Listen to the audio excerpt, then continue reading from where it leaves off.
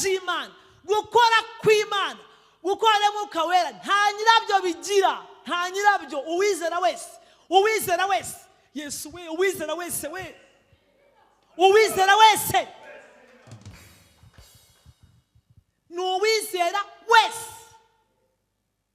Mubwese ngo barabisigiwe, ntawe byasigiwe. Iyi mpano ya Mwuka Wera turabisomye hano, ni yanyu n'abana banyu n'abari kure bose. Icyo gihe abantu barimo bakeneye imbaraga z'indengakamere za Mwuka Wera zizabemeza. Nta muntu wakwemeza abantu, ariko Mwuka Wera wenyine yatsindiye iryo soko. Mureke dusenge kugira ngo umuro w'Umwuka Wera, imbaraga z'Umwuka Wera zemeze isi.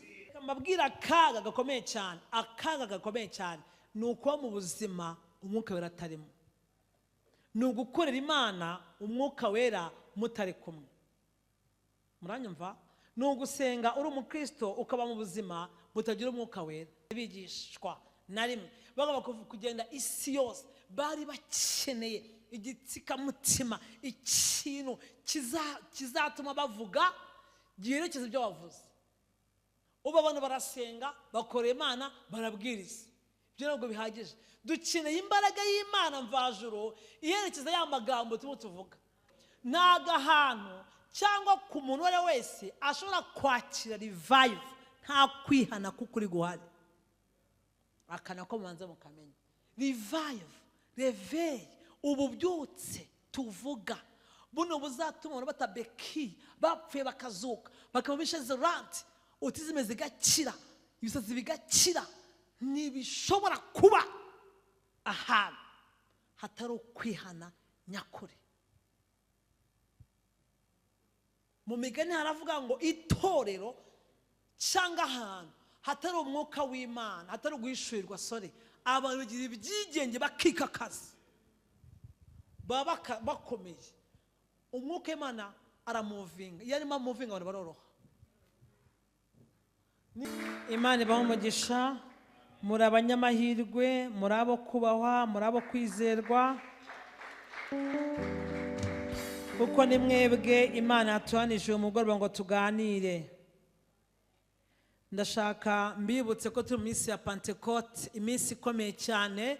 Turi kwitegura, turi kwibuka isukwa ry'Umwuka Wera, kandi iri ni isezerano rya twese, abakira Umwami Yesu. Amen.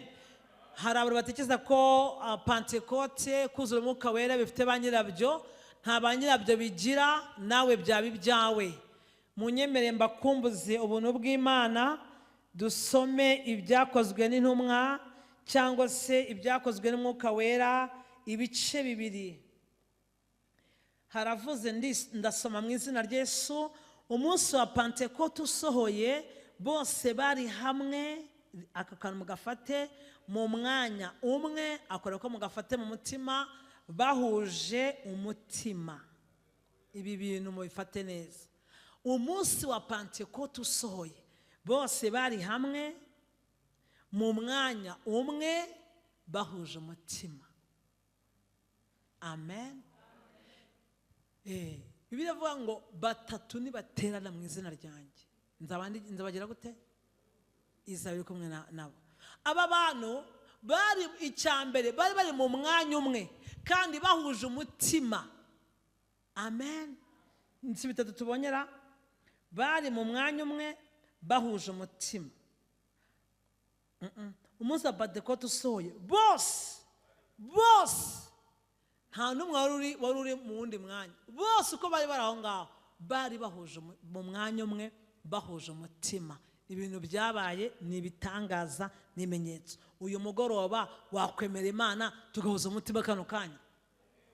Murabyimba duhuza umutima, tutarebye tukaba tugahuza umutima, n'abarona tugahuza umutima.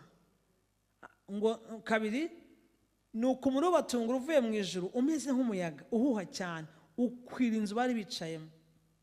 Gatatu, haboneka indimi zigabanije zisa n'umuriro, ururimi rujya ku muntu wese wo muri bo, nta n'umwe wasigaye.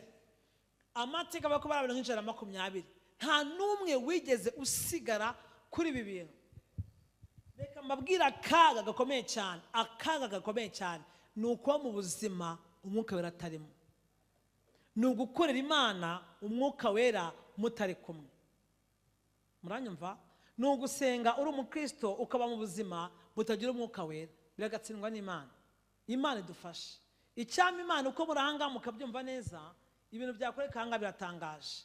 Niba ikintu kigoye ni ugukorana n'Imana nta mwuka wera.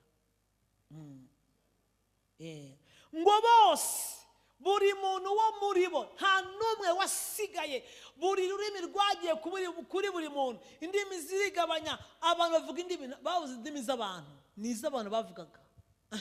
Haleluya. Kubera iki rero? Mubyibuke ko Isirayeli abwiye ngo ikizere cyo kibamana uko nzagenda, ningenda nzohereza umufasha ariwe mwuka wera. Azakora iki? Azababwira byose, abibutse byose, niwe azabashoboza byose. Mu yandi magambo, ntabwo bari gukora ku bwabo, ahubwo bari gukorana na mwuka wera, bagakora ku bwa mwuka wera. Niko Yesu babwiye. Bari bakeneye imbaraga z'indengakamere kugira ngo bavuge iki? Ibyo babonye, ibyo bumvise, ibyo amaso yabo yabonye, babivuge. Hari indi mbaraga ibasunitse kubivuga. Ntabwo munyumvise neza. Imana ishimwe cyane. Ikindi kandi mwibuke yuko abenshi muri bo bari Abanyagalilaya, bamenyereye kuroba amafi cyane, nka Yohana, Yakobo, ni bene Zebedayo, Petero. Bari abantu umugabo wo kuroba, ntibigeze biga, bari abaswa batarigeze bigishwa na rimwe, bagomba kugenda isi yose. Bari bakeneye igitsikamutima, ikintu kizatuma bavuga giherekeza ibyo bavuze. Ubu abantu barasenga, bakorera Imana, barabwiriza. Ibyo ntabwo bihagije. Dukeneye imbaraga y'Imana mvajuru iherekeza ya magambo tuvuga. Alo. Nabo Paul yavuze ngo Imana yampaye amagambo, yampaye imirimo, yampaye imbaraga, ibitangaza n'ibimenyetso n'imbaraga z'abukabura zikomeye, ngo ibyo byatumye cyangwa byashoboje kuvuga ubutumwa bwa Yesu i Yerusalemu n'ahandi hose kugeza i Ruriko. Yaraherekejwe n'indi mbaraga ya mwuka wera. Mwuka wera we.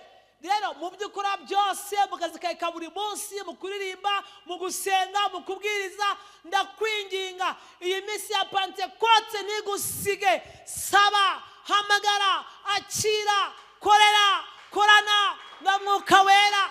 Nimukorana bizoroha, uzabona ibibazo, uzabona imisozi, uzaba uri kumwe n'imbaraga ndengakamere ya mwuka wera. Amen. Abagabo batigishijwe bari abaswa. Mbere yuko Yesu abaho umwuka wera, bajyaga batinya bagatitira. Nyuma y'iminsi 53 gusa, 53, Yesu amaze gupfa mu minsi 3, yapfuye yamaze 3 mu mva, arasohoka umunsi wa 3, amara 40 yerekana, ajya mu ijuru 10. Iminsi 53 bamwihakanye bamwe muri bo. Nyuma y'iyo minsi abantu baravuga, isi irahagarara. Tuvuge nka Petero, yari yamwihakanye iminsi minga yashize, ariko nyuma ya Pentecote aravuga, ibihumbi bingahe birakizwa. Ibyo twakora byose dusabe mwuka wera w'Imana, dusabe mwuka wera. Haleluya. Singiye kuvuga muri Yerusalemu abantu bari bahari bakumva kuvuga indimi z'iwabo. Hari ibintu, ari bitangaza abantu bitiranya, abantu bashidikanyaho, ntabyo barabona neza, ntabyo barabona. Mutegereze. Hari ubwo Imana igiye gukora imirimo abantu batari bushobore gushidikanya. Ewe Mana yanjye we, mwibwira ko abantu banga Imana ntabwo barayibona, barayumva ntayo barabona. Nta muntu wanga Imana, nuko batari bayibona neza. Iyo Yesu yagusabye ntacyakubuza gushima, kuko atari wowe uvuga, n'indi mbaraga ikubamo.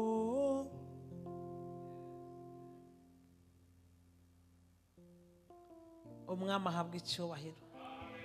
Nta muntu wubakana Imana usenga nta n'uyishidikanya, ikibazo ni kimwe, iyo Mana ntabwo barayibona. Niko nemera njyewe, nta nubwo ukwiriye no kubarenganya. Niba kubaza nk'Imana ntayo barabona. Imirimo y'Imana yarakoretse, abantu bagira ubwoba, babona ibitangaza by'Imana, babona imirimo y'Imana, barahahamuka, barumirwa, birabacanga, birabarenga. Icyo gihe abantu barimo bakeneye imbaraga z'indengakamere za Mwuka Wera zizabemeza. Nta muntu wakwemeza abantu, ariko Mwuka Wera wenyine yatsindiye iryo soko. Mureke dusenge kugira ngo umuriro w'Umwuka Wera, imbaraga z'Umwuka Wera zemeze isi. Ewe ndaje mbabwira ikintu.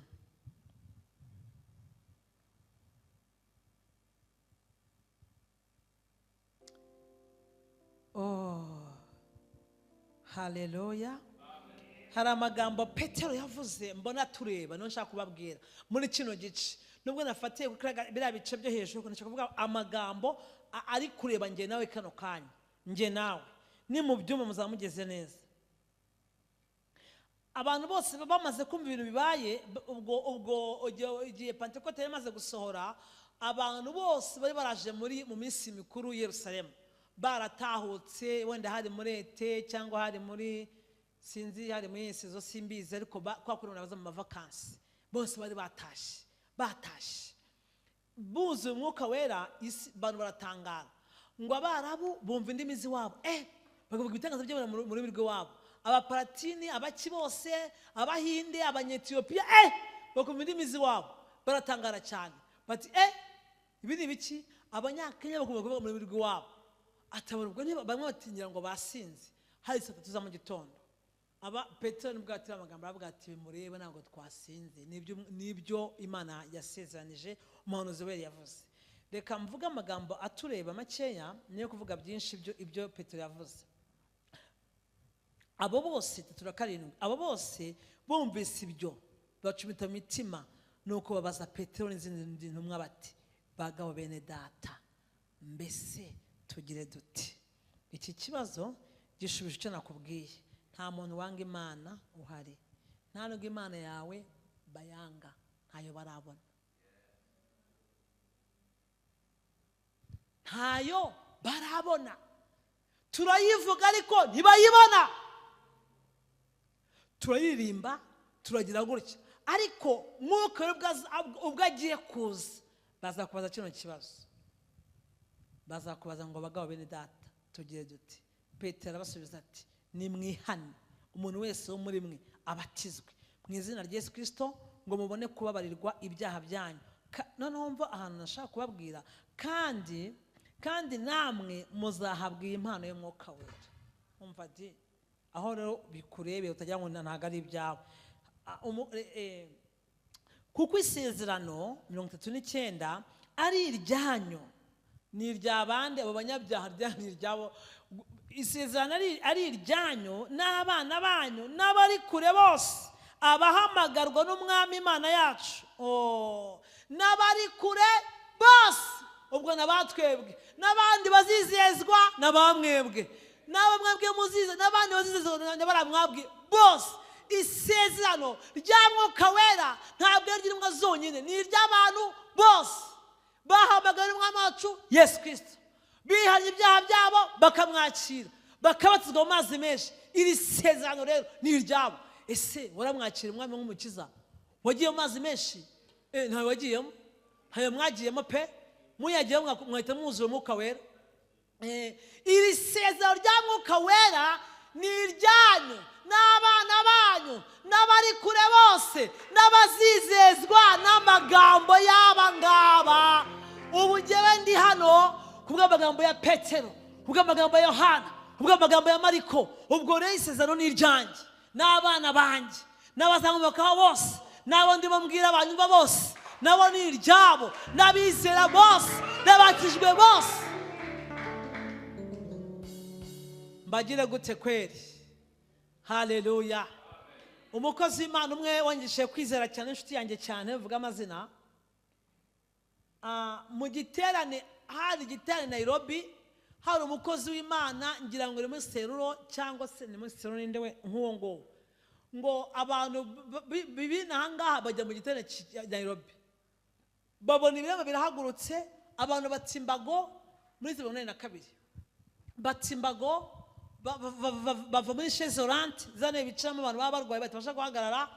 Noneho babirebe, bari barabonye ibitabo umuntu yanditse, batarabibona amaso bayivugurike, babona ibyo bitangaza Imana ikoze, baraza bamubwira ati shakana ibintu twabonesheje amaso birenze ibyo twababwiye.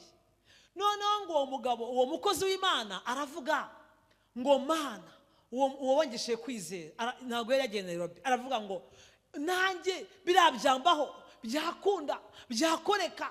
Noneho ngo wundi wagenda baramubwira ngo yewe ngo byihorere, ngo byihoze, ngo wikwisimukuruza, ngo birabitangaza bigira ba nyirabyo. Abaramuroze mu mutima, yari yizeye, yatumbiriye, yashamikira, aravuga ati ni gute umuntu asengera umuntu akava muri Chezorant, ni gute umuntu bamusengera agatsimbago, ni gute umuntu bamusengera yapfuye akazuka, abapfu barazutse icyo gihe, ni gute umurwayi azagira agakira, birabayobera. Noneho bamubwira ibyo babonye, uwo mugabo avuga ati ibintu ngomba kubemo nanjye, bwo byose barambwira ati hora biriya bitangaza nubwo twabibonye bigira ba nyirabyo, hari ababisigiwe, ntiwibeshye. Reka nkubwize ukuri, kereka niba unanirwa wowe ubwawe. Ngewe nkunda kwigisha umuntu nawe akazigisha abandi kandi akigisha. Ntabwo nkunda kubana ubwire bw'ubuntu bw'Imana ngo nkubwire ngo ni ngewe nina gusenya ntabwo aho unaniwe nshobora kuza nk'intervene nkagufasha, ariko nkunda ko umuntu mwigisha ikintu nawe azigisha azafasha abandi. Alo nuko nk'uko ngiye bimeze. Ibitangaza by'Imana, gukora kw'Imana, gukora Mwuka Wera, nta nyirabyo bigira, nta nyirabyo. Uwizera wese Yesu we, uwizera wese we, uwizera wese ni uwizera wese. Mubwese ngo barabisigiwe, ntawe byasigiwe. Iyi mpano ya Mwuka Wera turabisomye hano, ni yanyu n'abana banyu n'abari kure bose.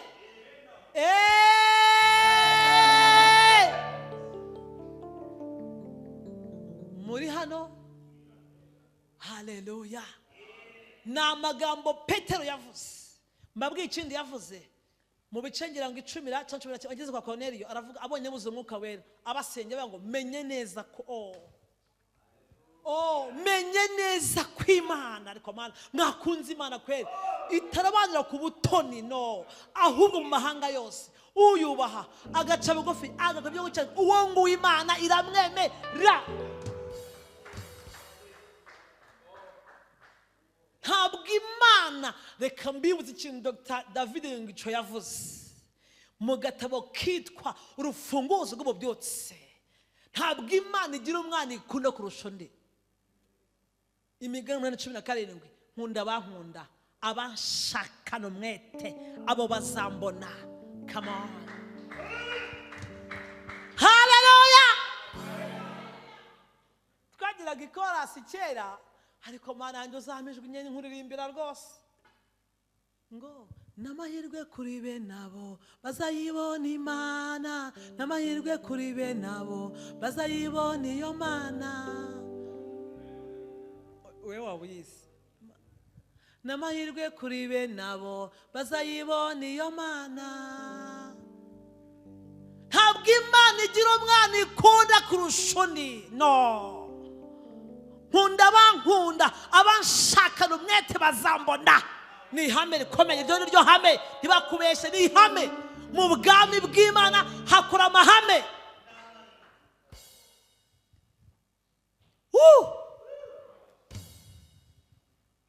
Murino, haleluya, haleluya. Petero amagambo abwira ababwira ayo magambo ngo menye neza ko nimudutera ubwoba, ntabwo Imana irabongera ku butoni. Ubu yankoresha mukajugumira mwahwera.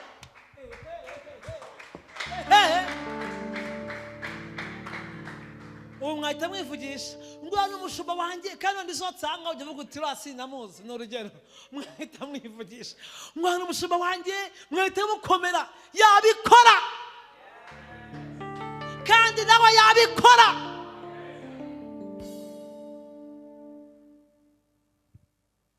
Menya neza ko banza mukore kamushika gatoki muguru gutire gutya. Menya neza ko, menya neza ko impano ya Mwuka Wera si y'abashumba, si y'abana b'abapasiteri, ntabwo ari bose. Sinabisomya, reka gusubira mu murongo ujye ubivuga neza wabyumvishe. Yes, wait.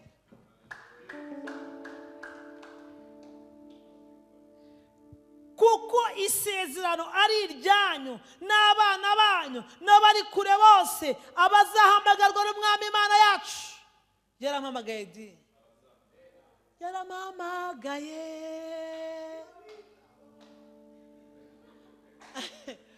Ngo abo yahamagaye yarabatsindishirije.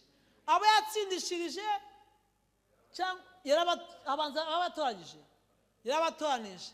Abo yatoranije yabahaye ubwiza. Ukimara kwakira Umukiza ntiwagiraga impamvu ni mwaramwakiriye.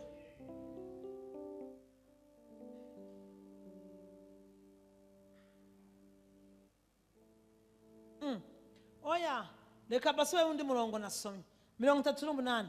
Petero asubiza ati nimwihane umuntu wese muri mwe abatizwe. Wumve condition. Kwihana nicyo kintu cya mbere. Ntago ahantu cyangwa ku muntu wese wese ashobora kwakira revive nta kwihana kukuri guhari. Akana ko mubanze mukamenya revive, reveil, ububyutse tuvuga buno buzatuma abantu batabeki, bapfuye bakazuka, bakabisha zerant, utizime zigakira, ibisazi bigakira. Ntibishobora kuba ahantu hatari ukwihana nyakuri. Mu migani haravuga ngo itorero cyangwa ahantu hatari umwuka w'Imana, hatari guhishurirwa abantu bagira ibyigenge bakikakaza, baba bakomeye. Umwuka w'Imana aramuvinga. Iyo arimo amuvinga abantu baroroha. Niba utaroroha uracyarimo umugaga. Mubimenye neza, turi mu minsi ya Pentekote, ni Rosisi.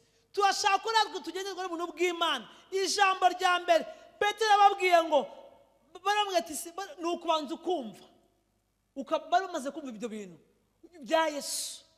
Ntabwo reviye ishobora kuza nta Yesu mwavuze. Niba iyo ngiyo mbabwiye nabi, habanza kumva ibintu bya Yesu. Wavuze iki uyu munsi?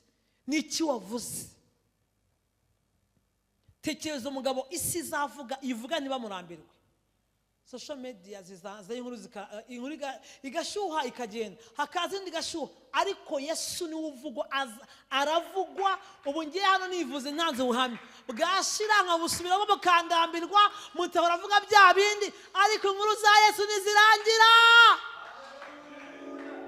Nibyanditswe ngo nta rindi zina rizavugwa uretse mu kino gihe gusa n'ikizaza, ni irya Yesu gusa.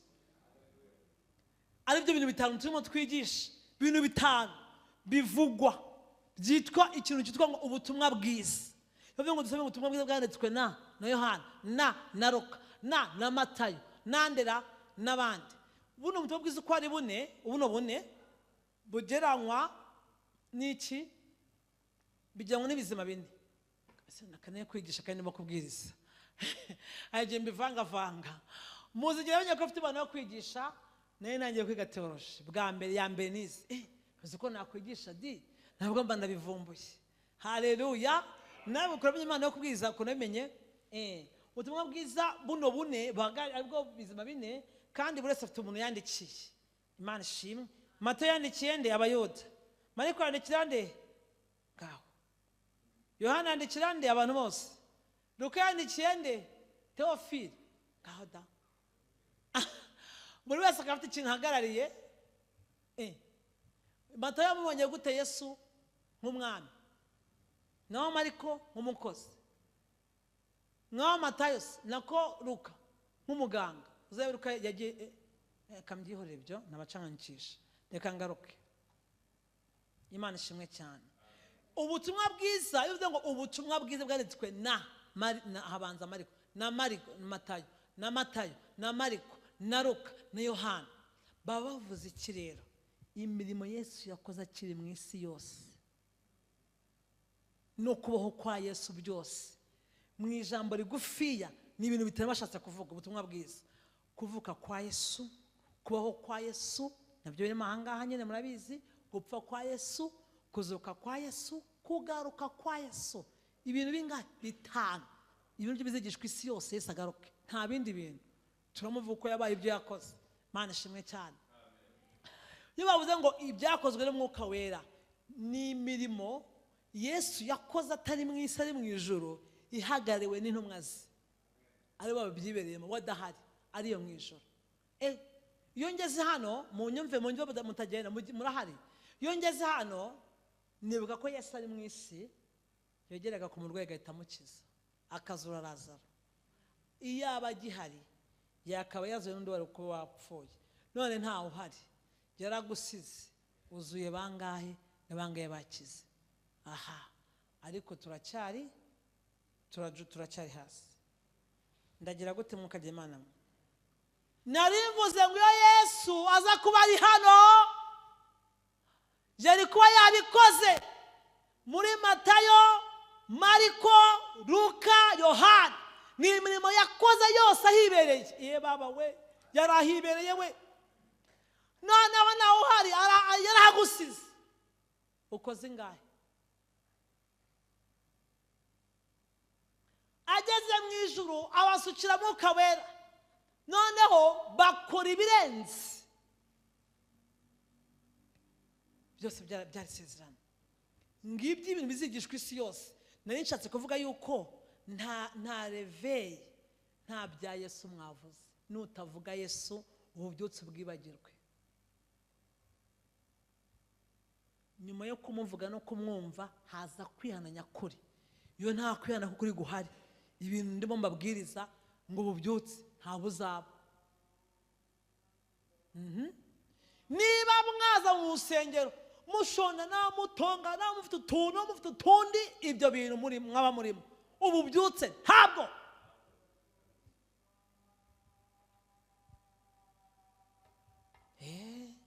Nta mpamvu badahari. Dimanche ntibari buzuye hano muzana mu bicaza. Ariko mwebwe, haleluya. Ariko man, mbakopeza akantu, niyongoje. Niko abagabo bavuga cyane ngo niyongoje.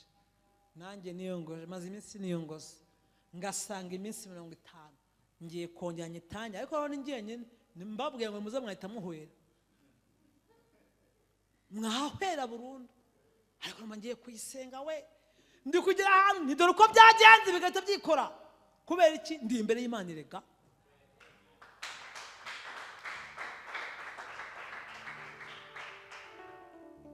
Wenda wese nzi ukuntu bigenda, njyewe ndisobanukiwe neza. Muranzi njyewe mbabwire, njye ntanasenze. Rona amazi yo kunywa y'amazi, aya ngaya babwiye ngo mpayize amazi hariya, njye sinanayabona. Kekwe no kwamenyereje Imana cyangwa n'iki. Njye nasenze, nasi nahagarara. Wenda niyo nahagarara nkanicara nkabona umukristo ntacyo binatwaye. Ariko njye nasenze no kurya sinabona ibyo ndya. Iyo ntasenga imiryango irikinga, we bigenda biterata. We birikinga udasenga.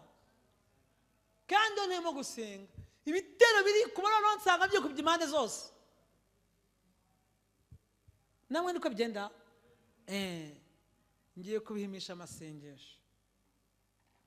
Nari ndimo kuvuga ibizana ububyutse, cyangwa ibituma mwuka wera aba ahantu cyangwa akaba mu muntu. Simbibabwiye?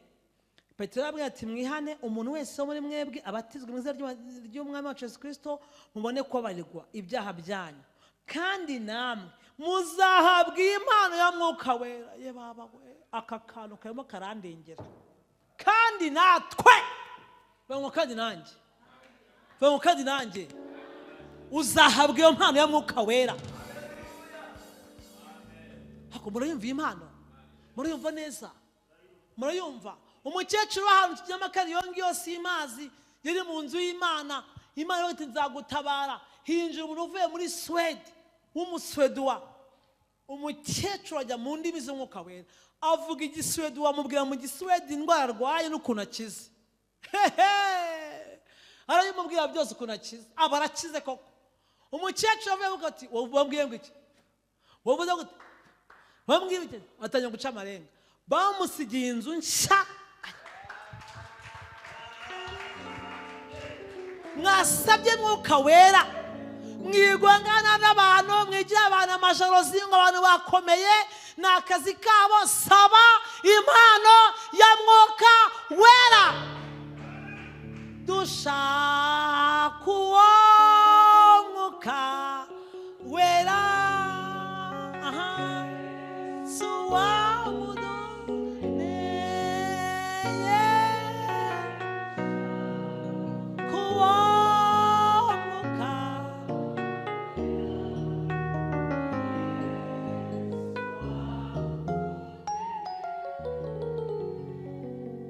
Wemezwa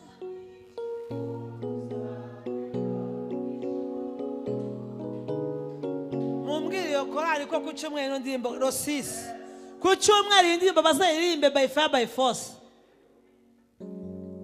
Haleluya. Wigira utuntu n'abantu none muri kubwiye nabi, araciriritse nagaze byarembo, araciriritse. Wowe saba mwuka wera. Ndabagira gute? Ni yandi impano.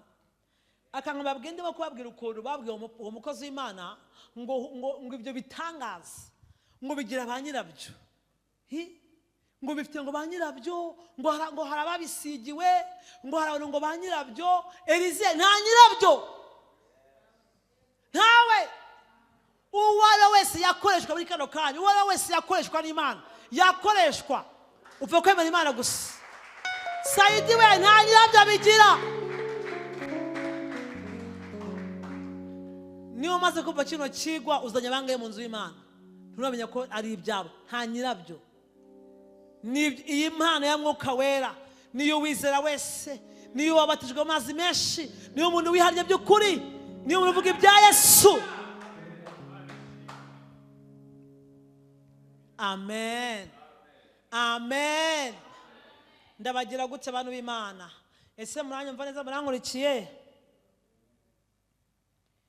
Nuko Petero akomeza kubamiza amagambo, abantu baratitira bagira ubwoba, barihana. Ngo kandi buri munsi uko babaga bateranaga bamanyaguraga imitsima bibuka umwami Yesu. Ngo kandi buri munsi umwami Imana akabongera abakizwa. Murabyumva? None ikintu gikomeye cyabaye aha ni mu itorero rya mbere. Nuko ryese ritangira itorero rya mbere, nuko turibona ritangira. Ngo nta mukene wari ubatuyemo. Niba hari ibintu bikomeye mutazi, revive ikuraho ibyaha, ikazana gusigwa, yirukana ubukene kuko ni umuvumo, irabujyana bwose. Kuko ubona bubyutse bukora mu buryo bwose, ntibazakubeye bwose. Yesu yabwiye intumwa ze ngo ntimugire ifeza mujyana cyangwa umwambaro. Ububyutse iyo buri ku muntu buzana ibintu byose. Buzana byose, buzana amazu, buzana inyubako, buzana amafaranga, buzana urubyaro, buzana. Ndibuka igihe kimwe twari mu masengesho maremare cyane, nabaga ahantu mu bantu Imana ahaye umugisha biyubatse cyane, bafite hoteli niyo bajya guteka. Gateka ibintu byose, ibintu byose burya kandi ngwikurane kizakubwira ko Imana igiye kugira neza ngo ibanga rimwe gusa rikwereka ko Imana igiye kuza itangira kubihakane bibiri njyananywa mbere y'imyambaro yongera kumara inzara mu misokoro bateguraga ameza gutya abantu nabaga nanjye ndaho ngaho nishinzwe kuganira gusa nkareba yo wakagira Imana umva nanjye nkaka umva bazaga bameze batya bose mama shenge we yo ni inkoko yo ni ifi yo n'amafiti basha data we ndabanza imara inzara ndabanza ndarya shitata we ni kurese ni inkuru se mbabeshya hano ruguru baba narabaye ndi online barangaburiye Mana mwubahe kabisa Mana yanjye haleluya hajya ucaho kuri green ko banka bushit kavuga ati Mana we wari gasanga nubwo wakwigezayo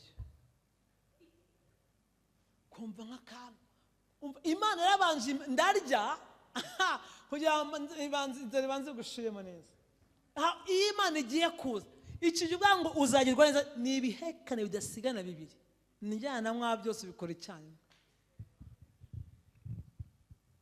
turahanga ore Imana irambwira nzakugira neza nzaguha abana nzaguha nanze kuvuga umuntu mutabaga atari kwa aravuga umugabo ariko ndanamaze nzaguha nakwireba nkabona simbye nasinshinga ye data we Imana ko se Mana we rwose uko ntago wibeshye ubu ni wibeshye birimo ko umugabo bizaba dore barancumbikiye dore nta kuntu amavuta nibo byose nibo se wamizagena biti usukuri Imana yambwiye ngo byose nkore nge twakoranye amasezerano buriya ngewe nge nayo gutya ibyo ndimo ntuzanibeshye ngo nabivamo gutyo amasezerano nge yarambwiye ngo nkorera byose nzabiguha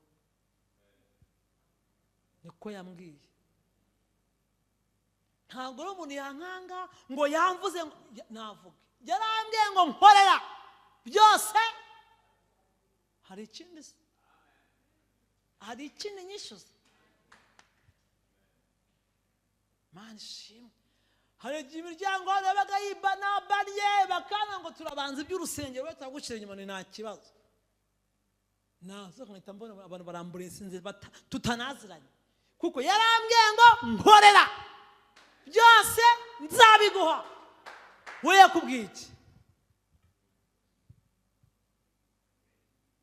cyane uko yambwiye haleluya reka nkomeze kari gaciyemo nkunda ubuhamya rero kubinkunda n'amashimwe burya ndabikunda cyane niba mbona uko yambwiye ngo nkorera byose nzabiguha ngiye kubona mbona nkubise amashuri y'abana nanjye mbona iranyigishije data we ngiye kubona mbona igiye kora ibintu mbona igiye kora ibintu umwanya wabyo mbona ibintu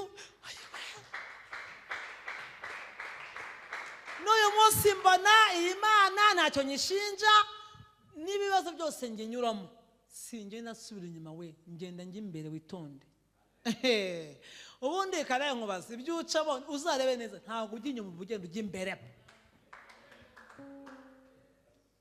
ntabwo tujya inyuma ntabwo tuneshwa kankomeze mbabwire ibyo mbivemo Imana ishimwe impano ya mwuka wera nimusabe mwuka wera mumusabe mupfukame nimuryama nimukauka nimugenda nimuririmba musabe mwuka wera ibintu byose nshaka munabyihorere amazu muyareke amafaranga muyareke mwuka wera byose abifite aho yageze biba bihari arabizana ni hame ntago abisiga alo Imana ishimwe murankurikiye neza haleluya ko amaze iminsi ndimo gusenga ndi kujya ahantu bambaza nimvuge ati ni nuko bati turapfe birarangira niko bimeze kuko nta kintu ncometse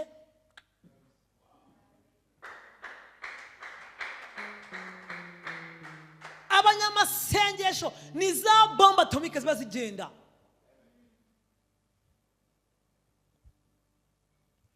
nuko babwira umukozi w'Imana ati biriya bintu si ibyawe, bigira ba nyirabyo ntibazakwifatire. Nta nyirabyo. Ikiguzi cya mbere ni umutima ushenjaguritse, apana umenetse. Dufite umutima ushobora kumeneka. Iyo umutima umenetse, bene umutima umenetse ntabwo Imana iwanga, iwuba bugufi ariko igatura mu shenjaguritse. Akamara kumvishe nanze gusoma ibyanditswe byinshi ko ngira ngo musome ibyanditswe byinshi, nanze kubisoma. No gufata ibihe by'Imana, gufata ibihe. Reka mbabwize ukuri rero, umuntu wese asa n'ahantu atinda. Uzasa n'amasa n'ibyo uvuga, ntibazabeshye umuntu asa n'ahatinda naho yirirwa n'ibyo avuga, asa nabyo, avuga nkabyo. Ntuzibwire ngo uzaza uvuga ibintu bya rwasere ngo uje kwemeza ahangaha, ntibizakunda. Mana ishimwe cyane. Kiri manyaga itubwira ati rero abaririmbyi ariko nangara abangaba barakijwe neza.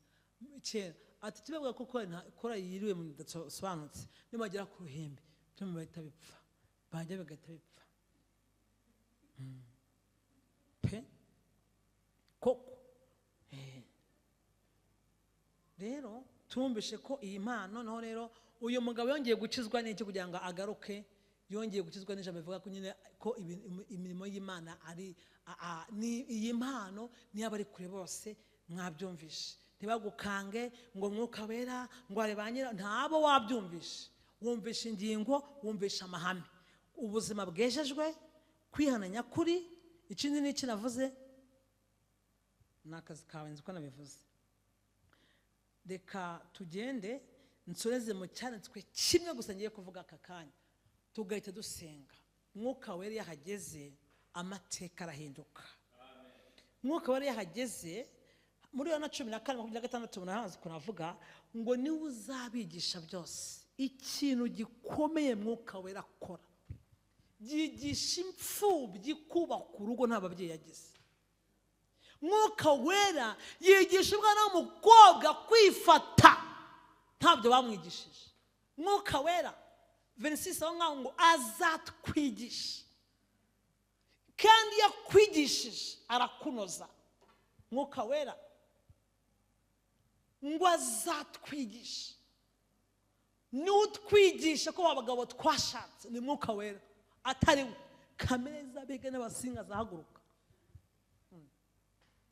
Mwuka Wera ni utwigisha ko abagore twashatse, atari Mwuka Wera. Abagabo bahita bamenya nyine kuvuga ati muri nige mutware. Mwuka Wera ni utwigisha kuri abana twabya. Mwuka Wera ni utwigisha ku bana batwanga tukabasekera. Mwuka Wera ni utwigisha ko mu bikomere kandi tukabaho tukabivamo amahoro. Ni Mwuka Wera ni uzatwigisha. Dore ikintu gikomeye basubiyemo abantu bajya bapinga. Abantu bari abakozi b'Imana ba Yungco Musero, ba Benhin bande bo n'abandi benshi abo tuzuranyeho.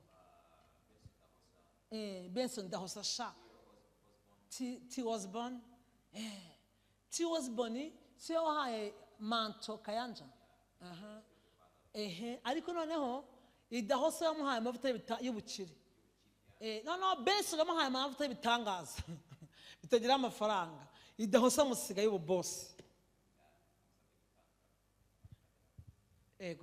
Yarabyivugiye Kayanja, narabikurikiranye muri nuza njya mukurikirana mu Cyongereza no mu Ruganda babisemura. Muri nangaha ni ukuvuga ngo buri dimension yose ushaka kugira hose hari amahame yaho, hari amahame aho tuzahiga ubutaha.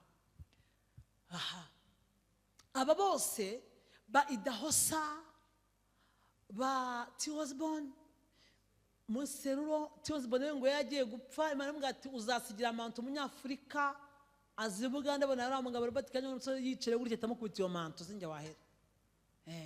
Noneho abantu bose ikintu kimwe baturusha mu bucukumbuzi bwanjye nakoze, ikintu baturusha noneho ni bibiri ko ndavuga kimwe kubw'umutekano wanjye, kimwe cyo ndakivuga neza ko ndagisubiramo.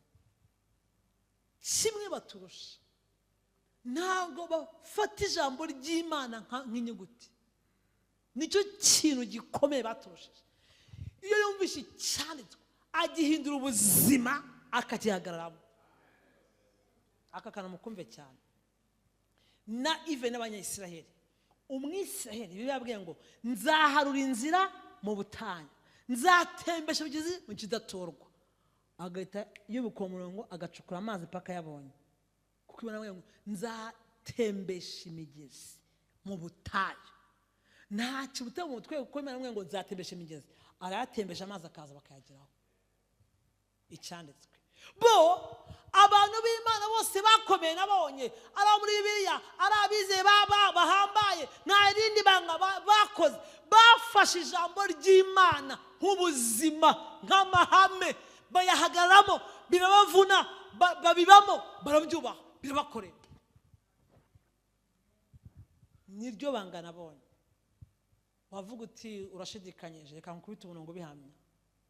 Yesu wari mwe rimwe kugeza ku bice ku murongo nk'umunani yamubwiye ngo kugira ngo uzabashishwe byose aho uzajya hose, ntukarorere guhamiriza amanywa n'ijoro ibirihe muri kino gitabo cy'amategeko.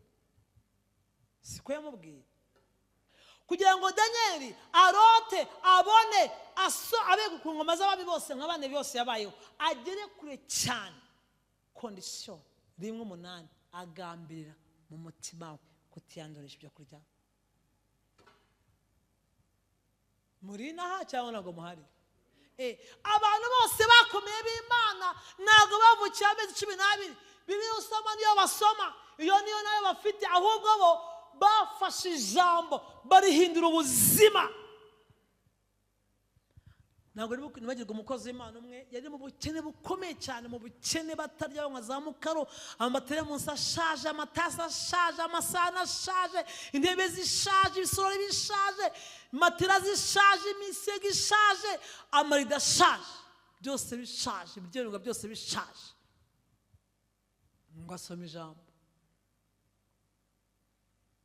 muzaze bamumbaze mbaye nimbaza mugenda kumaza ko atari ko yavuze. Wenda ngiye nongeyeho ubwo ngiye nk'umwigisha ndadevelopa nkashiramo n'ibyo ukeneye. Amatasi ashaje, biryamirwa bishaje, byo ntabyo yavuze, ninjye byongeye ko bishobora byo gusaza. Amashuka ashaje, inkweto zishaje. Noneho ngo uwo munsi yasabye cyanditswe kivuga ngo ubwitimanya umwana wayo ikamutanga ku bwanjye nawe ngo izabura iteka umuduhana n'ibindi byose. Uwo murongo yumva arawumvise neza ngo ahita aratahana umugabo abwira madamu ngo aya matasi jugunya, teremusi jyana hanze, ibintu byose sora. Atufashwe n'ibiki kuri muzamukaro mena, ati byose jyana hanze. Ati se no ufite ibindi se tubwitimanya umwana wa Yesu Kristo ikamutanga. Kuva uwo munsi kugeza uyu munsi avuga nta bukene buriwe. Kubera iki? Yamize umurongo, yawumize, yamize cyanditswe.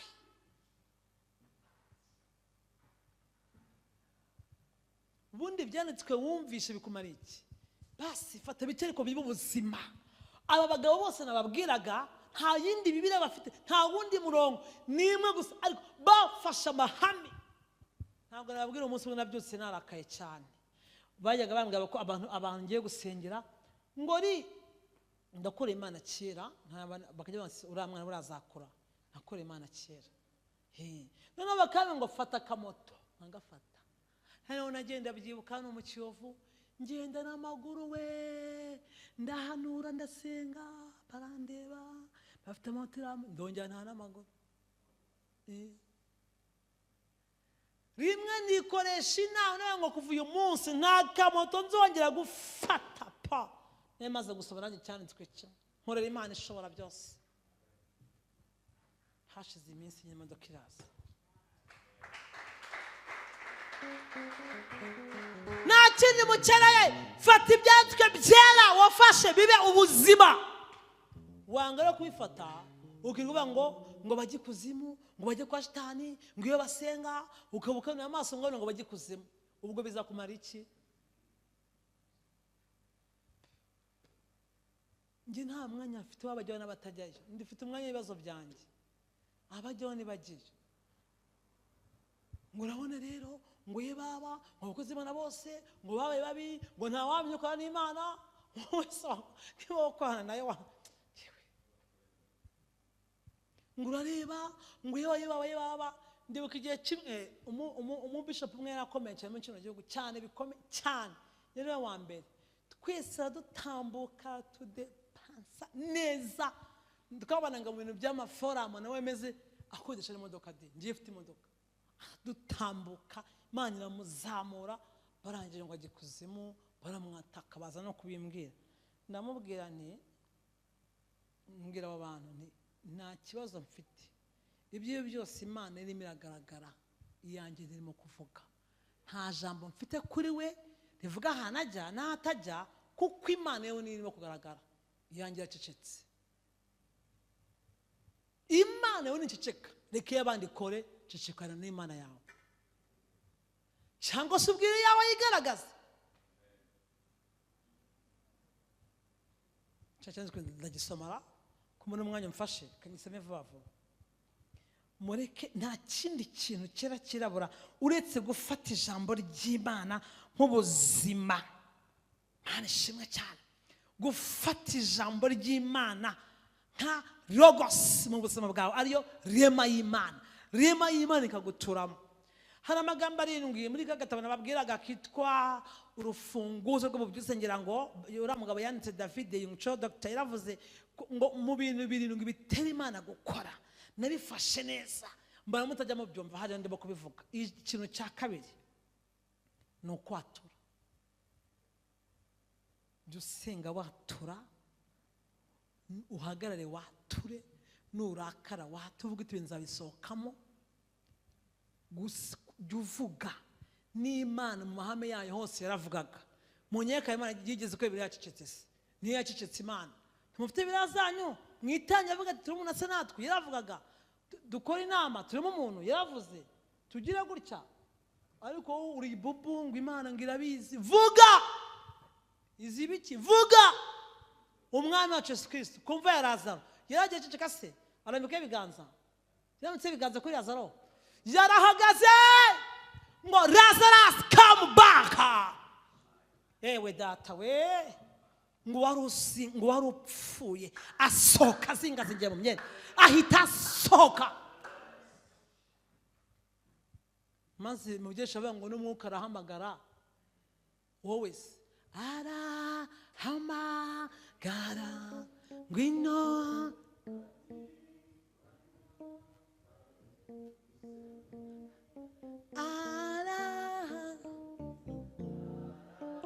Arahamagara ngwino, arahamagara.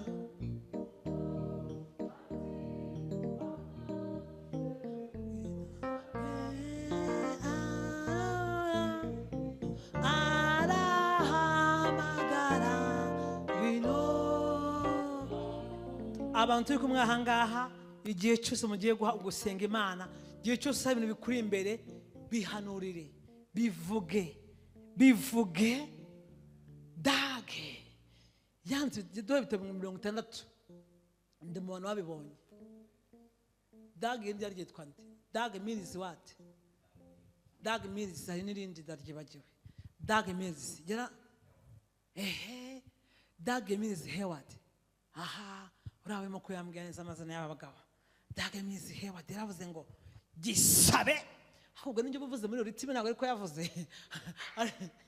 Ariko umajyano ukababeze ni igitabo yanditse, ndagifite mu byo njyatsoma ngo gisabe kivuge cyakire. Oh my God, gisabe kivuge cyakire, gisabe kivuge cyakire, gisabe kivuge cyakire, gisabe kivuge cyakire, gisabe kivuge cyakire, gisabe kivuge cyakire. Igiki ecyamagero, igitangaza. Reka mabwize ukuri, ngewe nzavuga ibitangaza by'Imana ibyo nzi.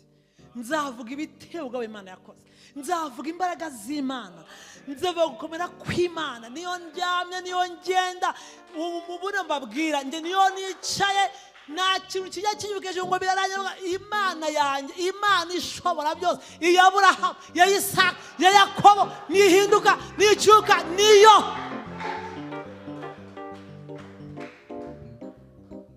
Uwama kandi gatuti katari akangaka mwaba muri ibintu nkorayo. Yewe data we, duransura gatuti katari akamenyereye. Ndabikubwiye tsura gatuti wirebe ibintu ndi bukore. Ndumva nshaka gatuti we.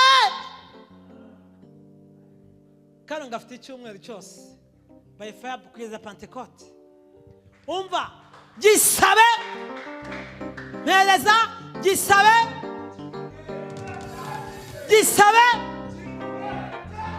sawa, gisabe.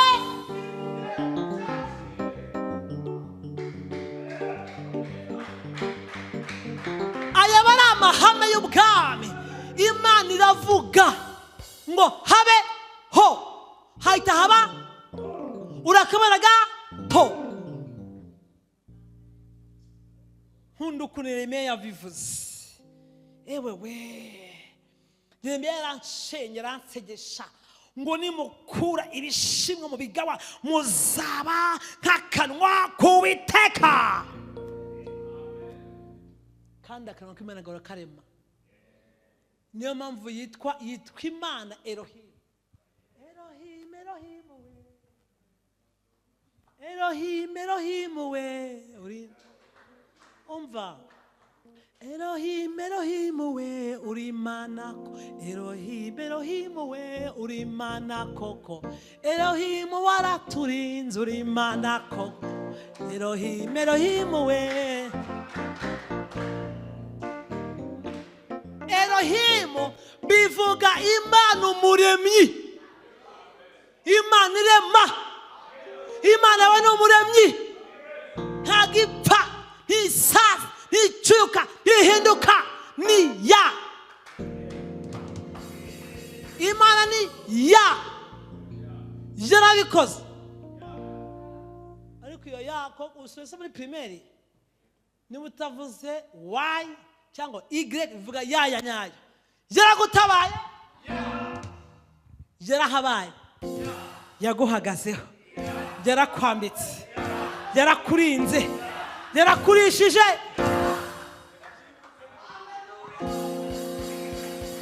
Yabanye nawe, yabanye na Shiro. Harya hari uwasanze ndimo kuvuga gutyo avuga kandi nta gace Shiro. Kora hano. Harya pe yavuze gute?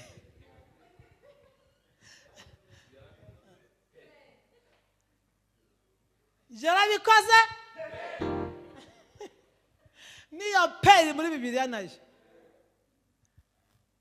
Amen. Hallelujah. Yewe reka nsubize ku murongo wanjye dutashya. Imana ishimwe cyane. Ndashaka gusoreza ku murongo ejo nzagarukaho muri Ezekiyeli ibice 47.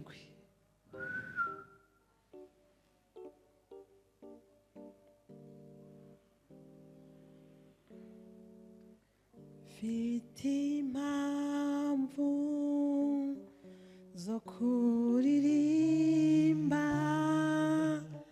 numva nuzuye amashimwe. Nukuri Uwiteka yakoze umurimo, yatembesheje amazi meza mu mutima, iguye umuma. Yesu we, Uwiteka yakoze Amen. 4 umurongo wa mbere, nuko angarura mu muryango w'urusengero, ndebye mbona amazi atemba ava munsi y'irebe ry'umuryango ahereye iburasirazuba, kuko urusengero rwari rwerekeye iburasirazuba. Nuko ayo mazi atemba ava iburyo bwarwo ikusi y'igicaniro kabiri, maze ansohorera mu nzira y'irembo ryerekeye ikasikazi, anzengurukana mu nzira iri hanze, angeza ku irembo ry'inzu aherekeye iburasirazuba. Ndebye mbona amazi atemba anyura mu ruhande rw'iburyo gatatu. Uwo muntu agana iburasirazuba afite umugozi mu ntoki wo kugeresha, agera mikono 1000, anyuza muri ayo mazi, amazi angera ku bugombambari. Arongera agira mikono 1000, anyuza muri ayo mazi, amazi angera mu mafi. Arongera agira mikono 1000, anyuza muri ayo mazi, amazi angera mu rukenyerero. Wowe amazi akugeze? Yageze mikono 1000, amugira mu bugombambari. Ni hejuru y'iki mu bugombambari di? Hejuru y'agatitsi, no? Ahantu nk'aho. Arongera agira mikono 1000, amazi angera mu mavi. Arongera agira mikono, amazi angera mu rukenyerero. Ayawa kugeza aya mazi akugeze. Hari abantu yabonye abageze mu rukenyerero bagira ngo byaciyemo, bavuze ngo bagira ngo bise bitungana, bati turakaza natwe uyu munsi. Ayawa kugeza aya mazi. Ngeze ku murongo wa kangahe? Uwo muntu agara iburasirazuba, arongera agira mikono 1000, anyuza muri ayo mazi, amazi angera mu mavi. Arongera agira mikono 1000, anyuza muri ayo mazi, amazi angera mu rukenyerero. Arongera agira mikono 1000, amazi ababaye umugezi, ntabasha kwambuka kuko yarabaye amazi menshi. Maze arambwira ati, aho gato cyane, aya mazi ajyanywe na Mwuka Wera akugeza haganaye mu rukenyerero, mu mavi, aha. Ariko ngo aya mazi yarakomeje aba umugezi atabasha kwambuka. Mugere ku rwego aya mazi aba umugezi. Yesu we, akugeze he? Warebyemo ngo mvuke kugira ngo biratunganye. Yarakomeje amugira mikono 1000. Se nishaka narekeye aho ngahora. Maze arambwira ati, mwana w'umuntu, mbese ibyo urabibonye? Angarura angeze ku nkombe y'umugezi. Amaze kungarura mbona ku nkombe y'umugezi hari ibiti byinshi cyane mu mpande zawo. Maze 8, maze arambwira ati, aya mazi atemba agana iburasirazuba azagera no muri Araba. Uyu Mwuka Wera agiye muri Araba yawe. Uyu Mwuka Wera arenge ubuzima bwawe, afate ku bigukikije byose. Ewe ndagira gute? Akambigabanya. Kandi ngeze ku 8. Maze arambwira ati, aya mazi atemba agana iburasirazuba azajya no muri Araba, kandi agiye no mu nyanja. Nagera mu nyanja, amazi yo muri yo azakira. Murabyumvisera? Nagera mu nyanja, amazi yo muri yo nyanja azakira. Nibyo? Agezeho amazi? Agezeye. Kandi 9, ikizima cyose kiri mu mazi ayo uwo mugezi utemberamo yose kizabaho. Yababawe. Akanda gasubiramo. Kandi ikizima cyose kiri mu mazi ayo uwo mugezi. Umva, hari amazi n'andi mazi. Hari amazi agereranywa n'isi, hari n'amazi ariho Mwuka Wera ugereranywa nk'amazi cyangwa umuyaga. Kandi ikizima cyose kiri mu mazi ayo uwo mugezi utemberamo yose kizabaho, hazabamo n'amafi menshi cyane. Kuko amazi yaho y'amazi azagera azaba meza. We nuhamagara aya mazi akuzeho mu izina rya Yesu. Wemereye marayika w'Imana gupime. Wemera aya mazi arenga ubugombambari, arenga amavi, arenga urukenyerero, aba umugezi. Kitaritswe ndakiretse. Yesu w'i Karuvali. ubuzamura humvishe basi Yohana 7:39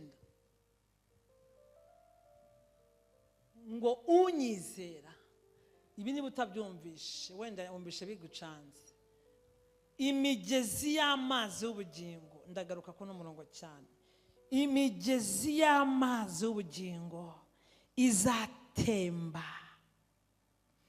iva mu nda ye. Mu minsi ya Pentekote, muri iyi minsi ba Pentekote, banyamwuka, ba Kristo, bakundwa, bantu banyumva, imigezi y'amazi y'ubugingo igomba gutemba iva mu nda yawe, igenda aho y'amazi azagera. Iyi migezi iratemba ntabwo ihagaze. Unyizera 3:8, unyizera 7:38 Yohana, imigezi y'amazi y'ubugingo izatemba iva mu nda ye, nk'uko ibyanditswe birabivuga. Ibyo yabivuze yerekeje ku mwuka wera uwo bamwizera bendaga guhabwa, ariko ubwo mwuka wera yarataraza, ko Yesu yatarahabwa ubwiza bwe, yarabuhawe. Rero sasa yarabuhawe, ubu igisigaye ni imigezi. Iyi migezi ni itembe, mureke iyi migezi itembe. Senga ku rwego uhinduka imigezi, senga ku rwego, hamagara Imana ku rwego umuntu akureba agakizwa. Ndapfira noneho murababaye cyane. Nababwiye umunsi we korali nkuru yacu yitwaga Intumwa, yigeze kuba yagiye kurimbaza mu Mutara, harimo umukobwa witwa Gashushu, namabwiye ejo bundi bagijwe ryiza cyane. Ushaka kuba ubaza abantu bararirimbye, pasiteri nk'ari inyuma w'umuje nawe ahita yumva ngo uriya ni umugore wawe. Yesu abimubwira uwo mwanya biremeye, barabanye bacyari kumwe. Bamanuye icyitwa icyubahiro cy'Uwiteka. Umukobwa yamanuye imigezi y'amazi y'ubugingo iratemba y'umwuka wera, umugabo ahita ava mu byo atamutwara. Nawe urahanga uri mu mandazi ngo ye babaye baba.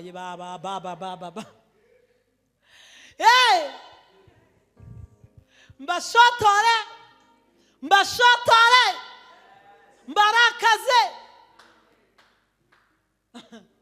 mbarakaze. Hari ahantu hahinduye ubuzima bwanjye ibihe byose. Nanjye umunsi Imana yampaye na altari, umuntu wanshatse ni ahantu yamboneye hano tu muranye ndimo nikarakasi imigezi y'imitemba. Sinigeze mvugana nawe, sinigeze nanamwakira ko nacyo wenda nko muri ofisi imbere. Yaraje aricara ambonera, nanjye imigezi y'imitemba.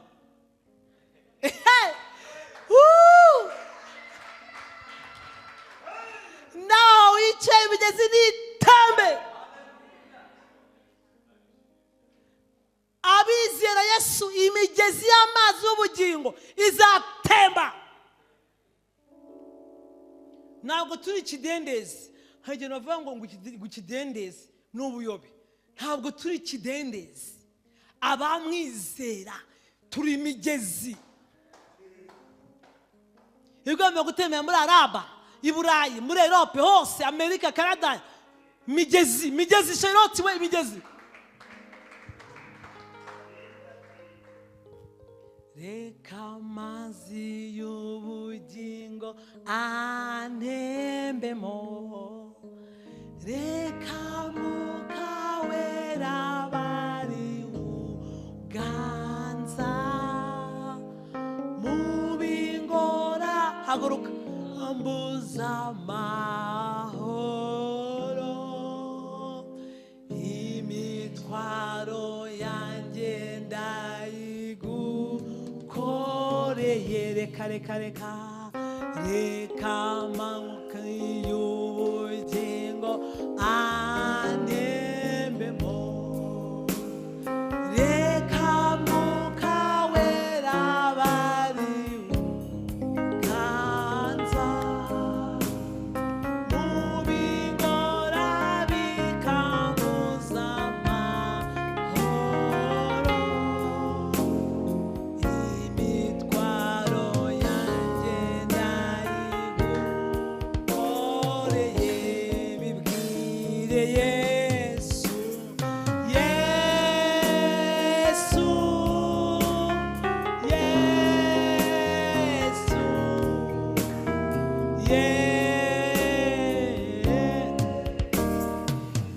zamura umutima wawe muri kano kanya. Twabonye ko revive, twabonye ko ububyutse buza ku bantu bakira umwami Yesu neza, bakihana ibyaha byabo, bakamwemera, bakamwakira, bakabatizwa mu izina ry'Imana Data twese n'iry'Umwana n'iry'Umwuka Wera. Icya kabiri, icya mbere, bagomba kuba bumvisha ibya Yesu, bavuga ibya Yesu, baganira ibya Yesu. Abigishwa ba Yesu bari mu nzira ya Emawusi, nta kindi bavugaga uretse Yesu wenyine. Petero ari kwa Korneliyo atangiye kuvuga ibya Yesu, avuga ubutumwa bwiza bwa Yesu. Umwuka Wera burabuzuye. Ntabwo Umwuka Wera, ntabwo ububyutse bushobora kuza ahantu cyangwa ku bantu batavuga ibya Yesu. Yesu uri umwami, urahambaye. Hembura uyu murimo, hembura aba bantu, hembura itorero, hembura iki gihugu mwami, hembura isi mwami. Reka miliyari 8 z'abatuye isi bakubone.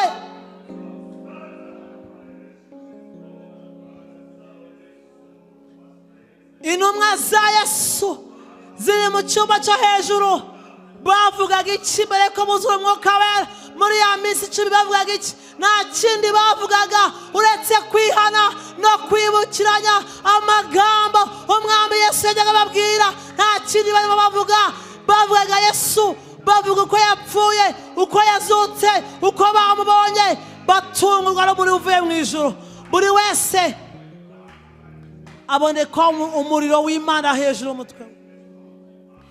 Tora ry'Imana niba mukeneye ibihe by'ububyutse, nimuvuga Yesu muri korari, mu baramyi, muri protokole, mu rugo iwanyu, mu kazi. Muvuga Yesu, muvuga Yesu, muvuga Yesu niwe mwami. Mumuvuge, mumwamamaze, mumuvuge cyane, mumuvuge.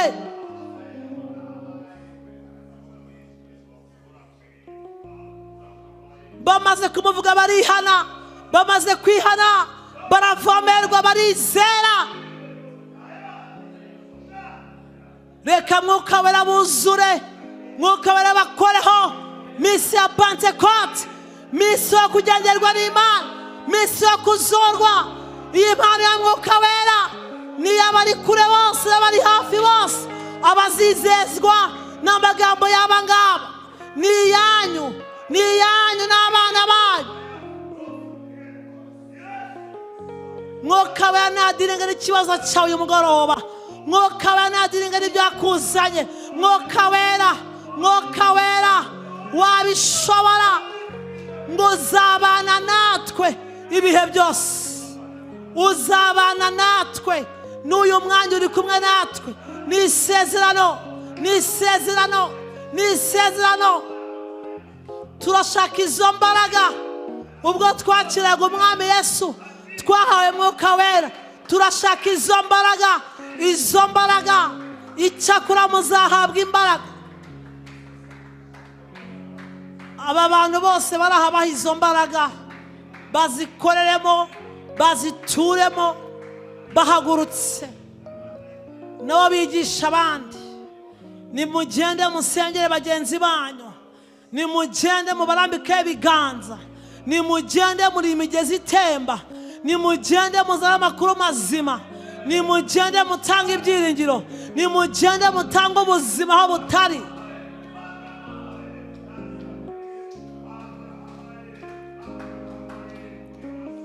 Wewe wageze hano, genda utanga ubuzima. Reka ayo mazi aho agiye kugera, ayo mazi akurimo reka agende, genda genda. Reka iyo migezi y'ubugingo. Zaburi 44 ngo abo ngabo ni batwebwe iyo bageze mu gikombe baka,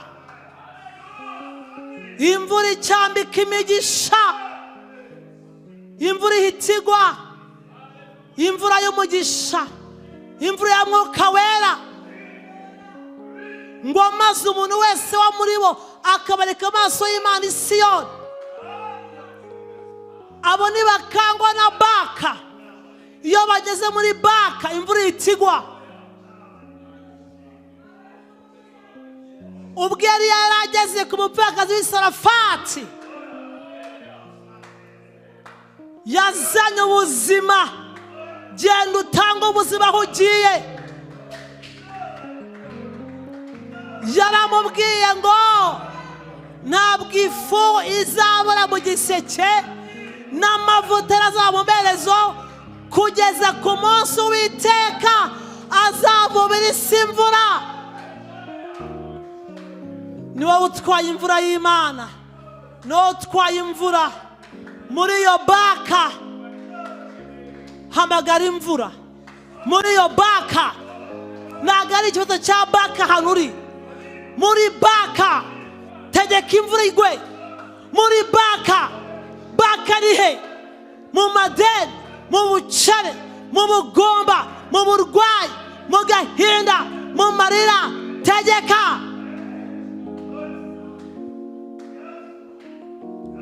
Iyo bageze mu gikombe baka, imvura icambika imigisha. Umuntu wese aboneka amaso y'Imana i Siyoni. Urakoze Mwuka Wera, urakoze Mwuka Wera, icyubahiro cyose kibi cyawe. Urakoze Mwuka Wera. Hari ukugenderwa uyu mugoroba, iki cyumweru turagushaka, turashaka amaso hawe, turashaka gukorana, kubana, kugendana na Mwuka Wera. Munyumve mbabwira ikintu, munyumve. Mose yageze anabwira Imana ngo nitutajyana ntudukure. Niba Mwuka Wera atemerewe gusapotinga muri buri kimwe cyose, mubwire ko bidakunda. Mose yabwiye Imana nitutajyana ntudukure. Ni gute turi mu minsi ya Pentecote kandi ari iminsi y'imperuka, Imana ngo izamusuka cyane. Niba batamuguhaye, bwira Imana uti ubwo nitutajyana ntudukure. ino bwoko bw'Imana, Mwuka Wera naze ku buzima bwawe, akorane nawe. Tera haleluya.